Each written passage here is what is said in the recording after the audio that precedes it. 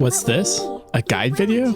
From Levi? What year are we in? What's poppin' everyone, it's your boy Levi, and who knew that sometimes you just gotta take a break from everything. After about a year's break from playing Eternal Return consistently, we're back for Season 7, with hopefully some more consistent uploads. Season 7 looks to be a season of optimization and quality of life changes, so let's jump into it. Alright, I know everyone wants to hear me talk about it. I'm one of the biggest perpetrators of wanting solos back, so let's start off with Lone Wolf. So the devs are bringing back solos, and they're not exactly painting it as sunshine and rainbows. Here's what they talked about. First up, we've got character imbalances. In solos, fights consist of 1v1s. These imbalances become glaringly obvious. Some matchups are like bringing a knife to a nuke fight. Range versus melee, juggernauts in final zones. There's a list of imbalances that would eventually come up. They also mentioned teaming, which isn't something they can really do anything about. It kind of just relies on people to not be scummy. And lastly, they talked about the 3 life system, with kills meaning more than wins. So it's basically a kill fest where the last survivor standing is just a bonus. These were all presented as problems for the devs, which, with the exception of teaming, is where my opinion differs. I really enjoy the mess that is solos. I'm fine with it being a broken mode. In fact, I think that's where the magic lies of it. The fun for me when playing solos is trying to find things that work in this chaotic mess. Doing things that seem suboptimal become the optimal play. Weird builds that work to exploit different mechanics. I'll take that any day. The problem with the original solos for me was that when some corny broken stuff happened to you, there was no escape from it. Now we have squads. A more optimized mode where you can take things seriously. Let solos be the playground for insanity, and those who can't hang can go play squads. Do I hope there's a ranked ladder for Lone Wolf? Absolutely. I want to see who can truly master chaos and how I hold up against them. If you didn't get to try solos back in the day, I implore you, give it a shot. There's a certain magic to it, a wild, untamed energy that I'd love to see return. A hidden gem in a dumpster. It's broken, it's weird, but it's uniquely the most Eternal Return feeling I've had since playing this game. What? Nadja? A 2-hour window? I'm finna crash out. Look, solos players, we gotta do our best to show that we want solos to stay when it comes out. I better see all of my solos regulars on that game. I'll leave you with the sweet words of Nira as the finale on this situation. You know what? Alright, this game sucks, alright? Play Asura Jung. Don't play this Google Gaga shit, alright? They're settling with mediocrity. Their content, their comfort is a drug, alright? It's a bad drug. That's why they added mushrooms to the game, because they're fucking high, alright? 2-hour window to queue? Yeah, my ass, alright? You better make it, you better add a 0 to that shit, alright? If you don't add a 0 to that shit, you know what's gonna happen, right? Right? You know what, guys? I'm boycotting the battle pass. Don't buy that shit, alright? Don't buy that shit. Get it for free, alright? Class is in session. Grab your myth rolls, sharpen your force cores, and prepare for a new pace of the game in Eternal Return Season 7. Welcome students to Eternal Return 1000. Today we're diving headfirst into a new, innovative phase system. Yes, innovative. Let's just go with that. From day 1 to night 2 will now be the opening phases of the game. The biggest change here is elimination prevention. If your entire team gets wiped before day 3, you'll no longer be out of the game, and still be able to respawn as a unit. Fast 8th is officially dead, as every game now will minimum last until day 3 for each team. I guess we'll have to start saying slow 8th. While team revival is nice, there's a punishment mechanic to getting consistently wiped. If you keep getting full wiped, your respawn timer will increase. So while you can technically respawn infinitely until day 3, you'll be spending more time tasting the dirt where you lay than playing the game. And for our ranked players, with all these early kills expected to happen with these changes, kills will give less RP. Oh, and here's a pro tip from strategic genius Levi. If you have a teammate go down, but they would respawn a little bit before the objective time, consider not reviving their down body. Sacrificing a teammate will allow them to see how many players are in each zone when they respawn. If you had a rough early game, you can start heading to an objective that may look like it won't be contested and pick up a free resource. Everyone say it with me.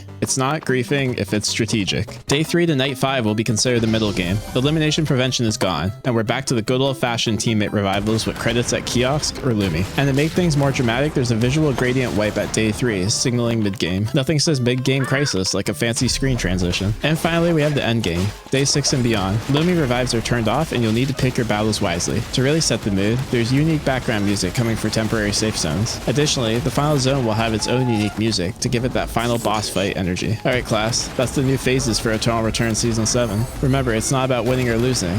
It's about the friends you... it's about surviving to the end. Class dismissed.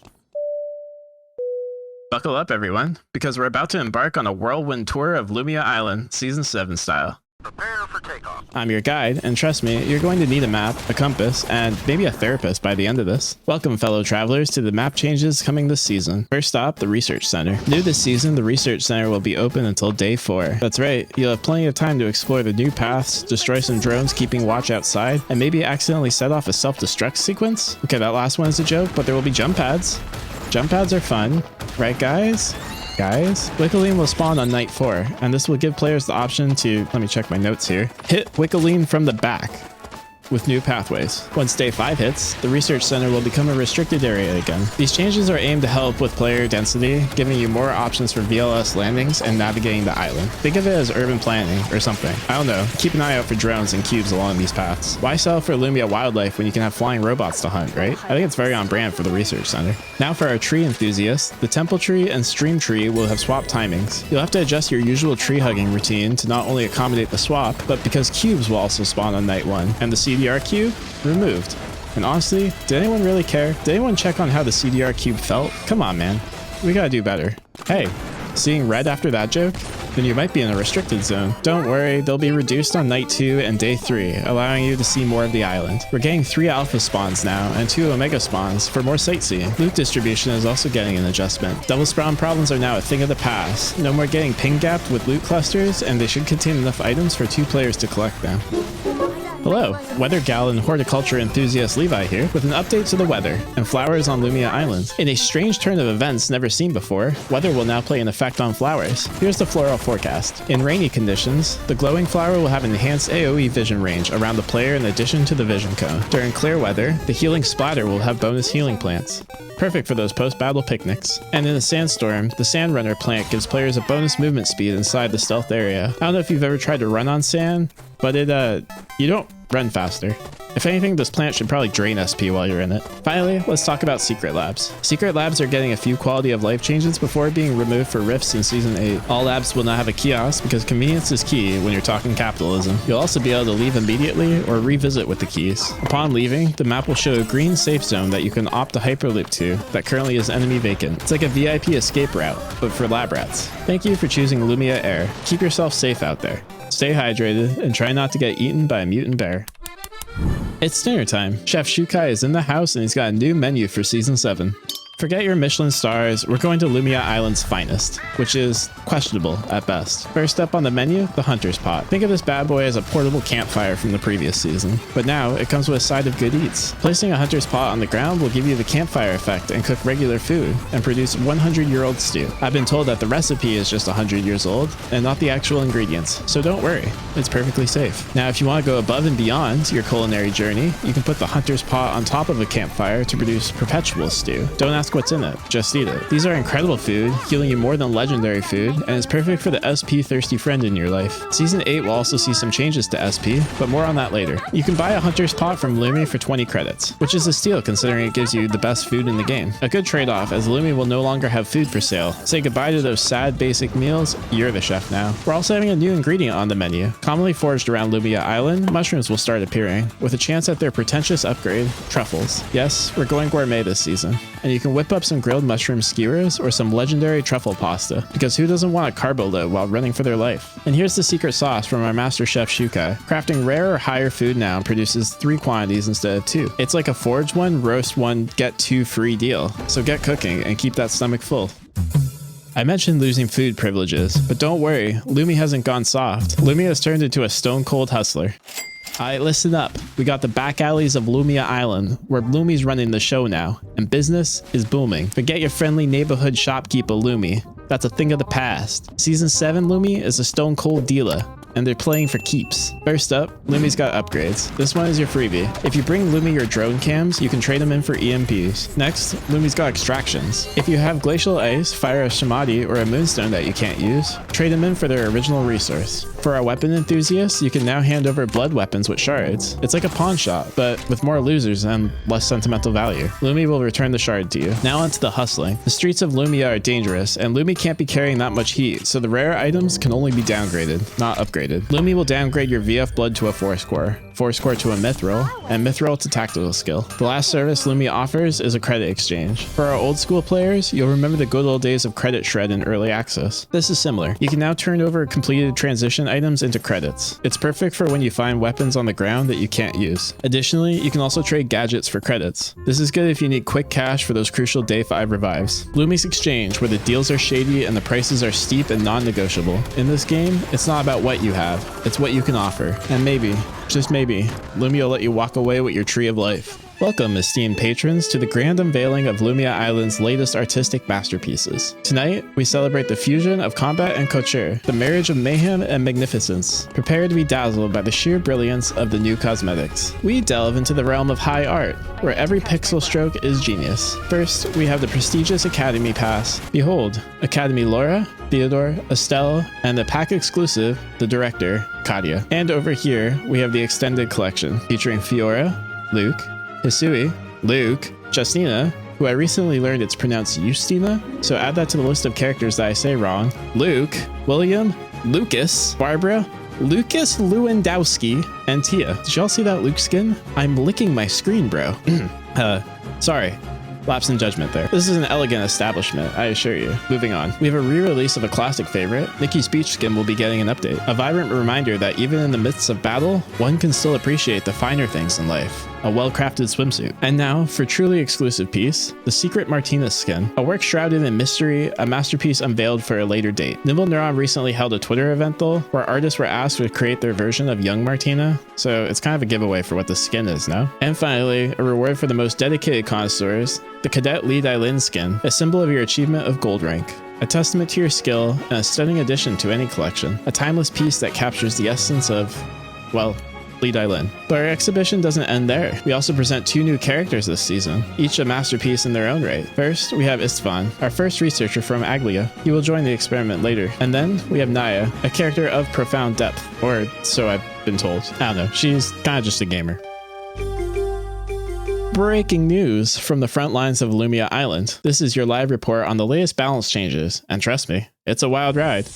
Good morning, Lumia Island residents. We're here with the latest updates coming to Season 7. First up, we have some fantastic news for your slow crafters. Crafting times for all equipment and food have been shortened. No more waiting around for your precious gear to materialize. Next, we have exchange boxes, specifically the Mythic Selector. Upon finding a blood box, it will contain a selector for a specific item slot. When using the selector, you can choose one of the 6 new blood items for that specific slot. It's like a choose-your-own adventure from a mythic buffet. The SP system will slowly be phasing out of Eternal Return, which is a significant shift for many of older players. Gone are the days of building drinks to restore SP. Whether we get a different stamina system or nothing, we'll have to wait and see. Union Circuit is also getting some changes. For our high elo players, the Union Circuit was introduced to address the issues of pre-made team restrictions, but as it turns out, there were long queue times and not enough diversity in the top ranks. There will also be changes to matchmaking in the lower ranks that will focus on narrowing the skill gap. Nobody likes getting stomped by a high elo player who hasn't climbed yet while they're still figuring out the game. Pre-made restrictions for ranked squad queues will start in gold for the start of this season. There will be more rewards and incentive to reach the top in Union Circuit. You'll also be able to climb past SSS rank. For our Cobalt Protocol fans, some updates are coming in the future. If Cobalt becomes popular again,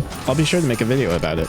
Stay tuned. Alright folks, we're live on the scene. We're diving deep into character changes that are shaking up Lumia Island. We've got 3 exclusive interviews lined up, so let's get right to it. We're here live with Alex, who's seen some significant changes.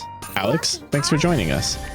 Let's get right to it. At levels 5, 6, and 7, you now get to open a weapon crate that allows you to pick purple weapons for each weapon type. This streamlines your build process significantly, now only having to focus on crafting one weapon. Are you excited to drastically reduce the time you spend looting and crafting?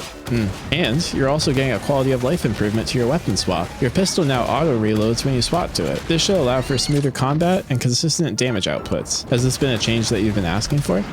Sounds like these changes will make you easier to play too. Thank you, Alex, for your time. Next up, we have Leon. He's received some updates that aim to boost his strength. Leon, welcome. Hey, happy to be here. I just got out of the hospital. So, Leon, you've got some interesting changes. You're basically playing in creative mode now, being able to dive into any terrain.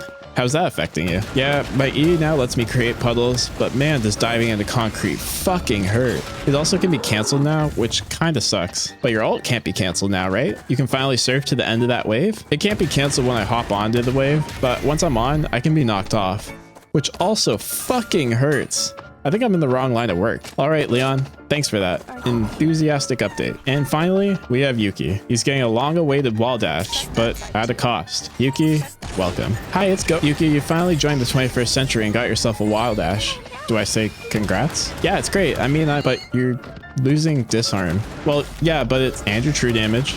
Yes, but was it worth it? Was it really worth it? Look, it's a trade-off, okay? I'm still adapting. The wall down, and that's all the time we have today. Thanks so much to my interviewees. Just let me have this. Due to time constraints, we're not going to go over every individual character change, but those were the most important things to note. I implore you to check out the patch notes yourself, as there's a plethora of item changes to Biotic Infusion, Vigor, Vanguard, and a few others. There's a plethora of other changes coming. I'll quickly run down the list that didn't quite fit into our previous themed areas. Think of it as a digital equivalent of that drawer in your mama's kitchen where you keep all the random stuff, and she keeps a picture of me. First up, we've got some quality of life improvements. Basic attack animation canceling is smoother. AoE ability colors are getting a revamp. Estelle's ultimate, for example, if she's an ally, her ultimate will be blue, and if she's an enemy, it'll be red. This will be a gradual change rolling out to characters over the season. You'll also be able to cast abilities at a max range. No more awkwardly walking into the range. Personally, I think it's character dependent whether I want to cast at max range or not, but options are always good, although I wish there could be a set on a hotkey. My personal favorite change is the UI update. I love this new UI. It's clear and it's easy to read. At some point, I'd love to be able to resize HUD elements with sliders, but hey, baby steps. And for our VPAD neglectors, the VPAD items can now be found on the side of the item catalog. This saves a keybind, which is a huge plus for some. We're getting some exciting camera options coming soon. Sometime during Season 7, we'll see lock camera the character, lock camera the screen, similar to scroll lock in League of Legends, and lock camera the mouse, like in Supervive. As a lock screen girly myself, I'm particularly excited about lock screen the mouse. The Season 7 login event will also start. Who doesn't love free stuff? And peeking into the future with Season 8, some things to get excited about are Shailene and Henry, two new characters coming to the island. Shailene was described as a sword wielder, but she's not the one holding the swords, and Henry will have time manipulation themes. The phrasing around his announcement was frozen in time, which makes me think that he'll have time stopping mechanics rather than a rewind. Objective changes are coming as well, with Alpha and Omega giving players a buff. Wikiline's AI will also be revamped. We'll also be getting Rift battle zones. These are 3v3 battles that will replace the secret labs, except for the Gamma Lab, which is staying, and new mechanics to final zones called Chronosphere and Escape changes. Last but not least, Eternal Return has some potential collabs coming in the future. Nothing's been announced yet, but I've heard from a few sources that this might be Arknights. If anyone has insider info, you know where to find me, and I protect my sources with my life. Lastly, I want to give a little bit of insight on what I want to do with the channel for Season 7. I do want to make more Eternal Return videos and bring back some fun series like Who to Main, tips and tricks, and trailer reactions, as well as some bigger videos with your favorite creators. I've got a big one that's currently in the editing process. Let me know in the comments what kind of content you want to see. I also want to try out some Azure Zhang, since I played the demo of that quite a bit. I hope you're as excited as I am for Season 7. Obviously, my most anticipated change will be Lone Wolf in 8, but I'm really looking forward to the new skins this season. Hopefully there's something in it for you. If there's not though, you might find some interest in some of our out of game shenanigans. Click or tap the screen to be taken to my Eternal Return Smash or Pass video with a few of your favorite creators. You won't believe who we choose as our #1.